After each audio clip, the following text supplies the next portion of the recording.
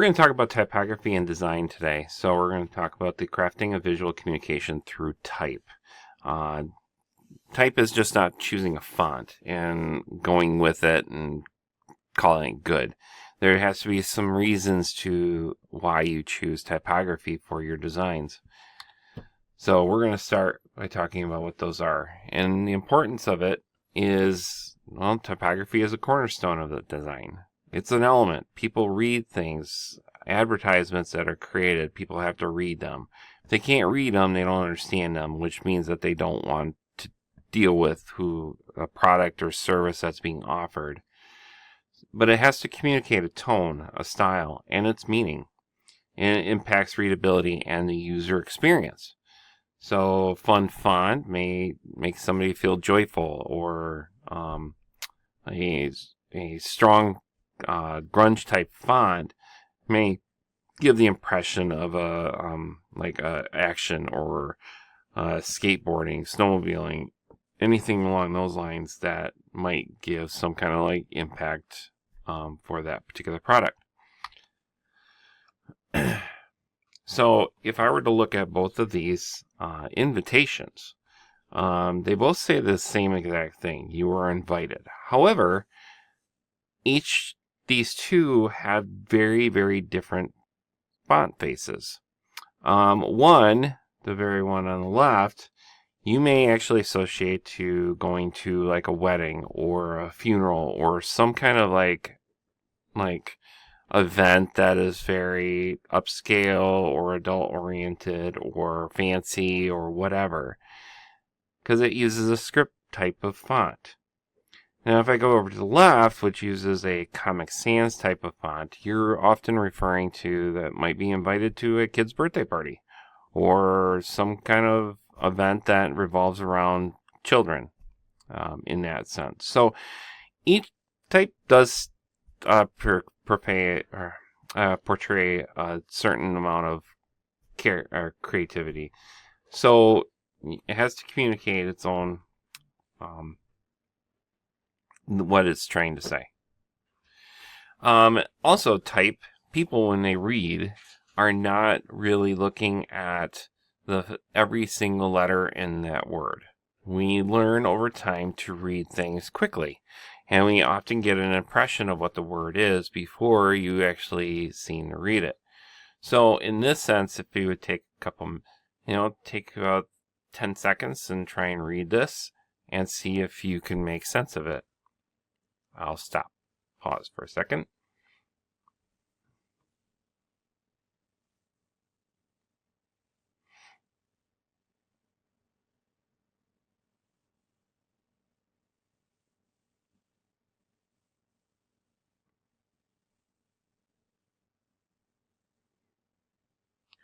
So hopefully you've gotten through that whole paragraph, but you can tell that in every single word here, it just keeps the first and the last letter in the exact same position, but it messes up every single letter in between those words.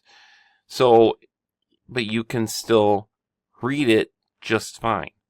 Because again, we only look for certain impressions, and this is how we read it. We can still read it even though everything is messed up in here. That's why some people have spelling errors that they often miss when they're working on some things. All right, the anatomy of type. There is a baseline, which is a line where text sits on. If you're in grade school and you learn how to type, you usually had like a grid type paper, and you would write your letters and have the letters sit on what is called a baseline.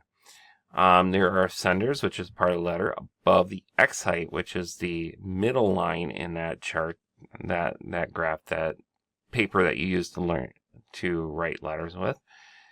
It would be above that. The descender is parts of the letter that go below the baseline, like G, for instance. G and J and Y, all those different letters go below the baseline.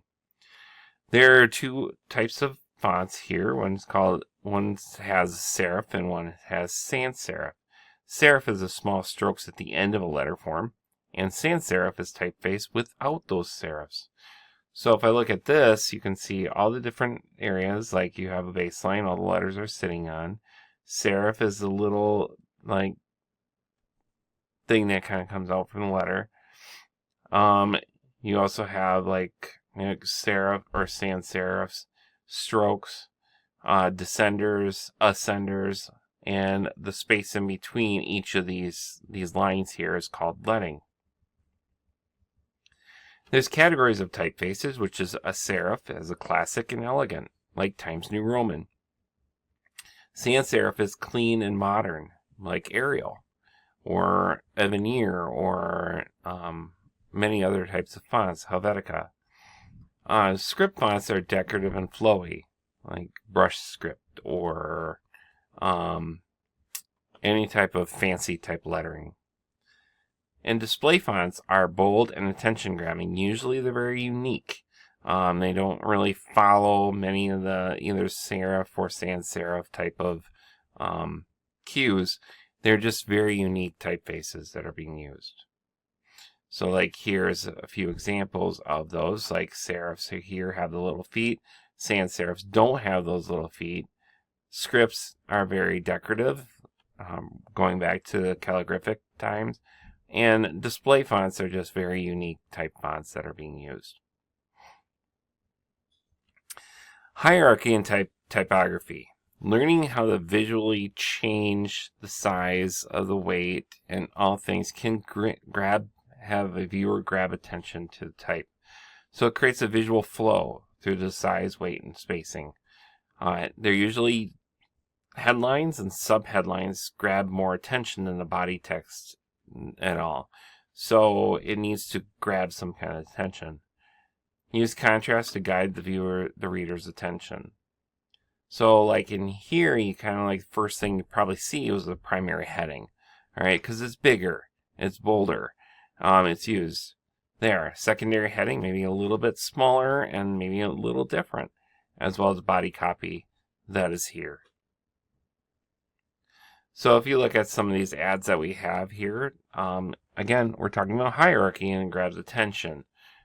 You see that this creates like a beer type of glass using all the letters that we have in that font face. Again, the type is used to create a hierarchical element, where here it kind of forms the hair of this woman here. The first thing you see on this one is joy, and then the secondaries are full of milky in every chunk. So basically read full of milky joy in every chunk. Here, the bigger one that grabs the attention is the word trash, but then in the middle you'll see variations of different words and letters and all that kind of stuff that's intermixed within that. So as a designer, you have to choose the right typeface. Consider its purpose and audience. Match the tone of your project and limit to 2 to 3 typefaces per design for consistency. Anything beyond 2 to 3 typefaces in any kind of design then becomes more of a ransom note than anything. So you want to avoid doing any more than 2 or 3 typefaces per design.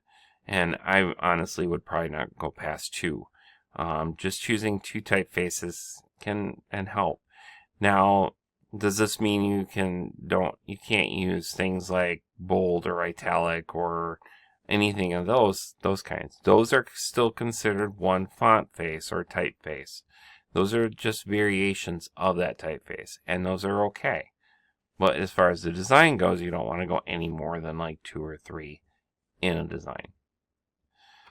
So here, it's like basically looking at the variations of the words, like here's and crazy ones. You see the option where to the is not really that important, so it's smaller than all the others. Same thing here. Say what you mean what you say. Right? Mean is the more important element. It's defined as something different. It's defined as like white instead of blue like the rest of it. Alignment and spacing. In typography, you have to look at how it's aligned. Align text for readability. Left, center, right, or justified. Adjust kerning. Space between letters. tracking, which is space between words, and letting, which is line spacing. Avoid overcrowding or excessive white space. All right. So when we look at alignment, you have to look at the spacing between paragraphs. You have to look at spacing between columns, spacing between headline and the body copy. How does it line up? Does the body copy line up with the headline? All that kind of stuff to kind of consider when you're creating a design. And creating contrast in typography. Using contrast to create emphasis. Contrast in size, weight, color, and style. Avoid overdoing contrast to maintain balance. All right, so again, you have to look at contrast, what gets stuck out further. So in this case, this is a great little ad that actually uses contrast as a part of its design element. So in the white area, the white lettering against a bright green, all right, stands out, that has the highest form of contrast. So it's like, why do we want to be so thin? Question mark. But in all reality, the words that it didn't want you to see are subdued, or the opacity's done where they're lighter. There is less contrast. So it could read, why do we want to be something more in this sense? So, typography and branding.